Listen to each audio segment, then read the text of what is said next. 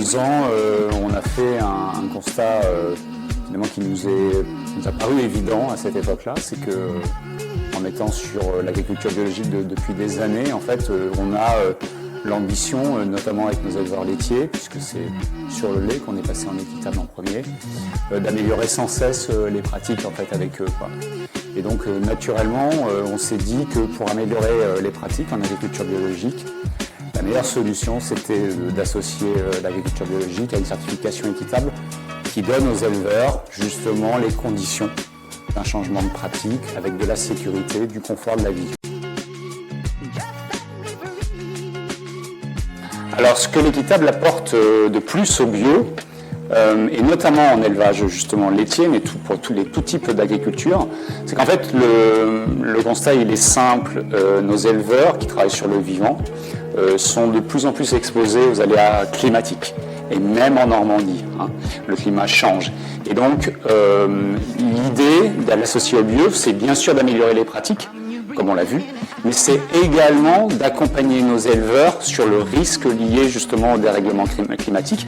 Ils sont les premières victimes de ce dérèglement, mais ils peuvent en être aussi des acteurs d'une amélioration du climat. Et donc, l'équitable, c'est une façon à la fois de les sécuriser face au dérèglement climatique, mais aussi de leur donner des leviers pour améliorer leurs pratiques et donc améliorer le réchauffement climatique.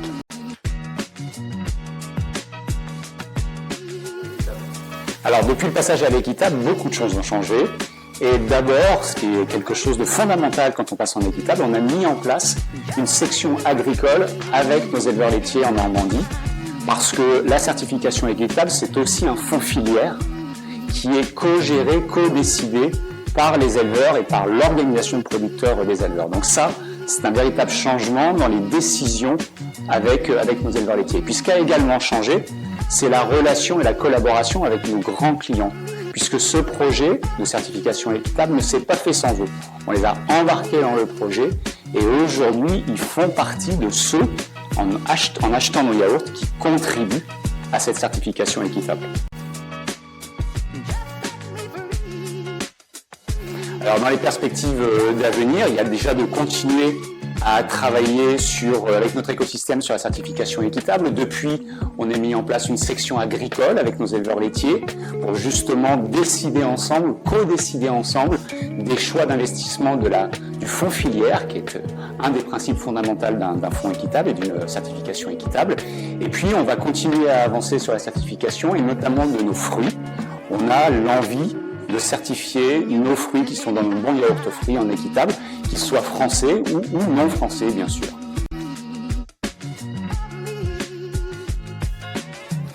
Je les encouragerais à le faire, surtout quand on est à la fois conscient que le climat exige énormément des agriculteurs, que ce soit sur le sud de l'hémisphère ou même en France. Donc je leur dirais de le faire pour cette raison-là, parce que c'est une façon de les préparer à cela et de les préparer à une adaptation de leur système au réchauffement climatique et à une amélioration des pratiques. Donc finalement, bio et équitable sont 2 jambes sur lesquelles on doit avancer pour progresser sur les pratiques agricoles.